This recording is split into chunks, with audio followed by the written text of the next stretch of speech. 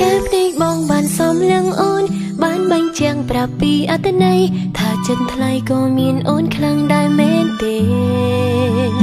ទោះវាមិនមែនជាការពិតក៏អងចិត្តដែរសុំត្រឹមលួចស្នេហ៍ថ្នមថែក្នុងក្តីស្រមៃសួរត្រង់ពេលនេះតើបងមានគេទេអារម្មណ៍មានមេគិតអូនខ្លាចទេថ្លៃស្នេហ៍បងរវើរវារាល់តែថ្ងៃ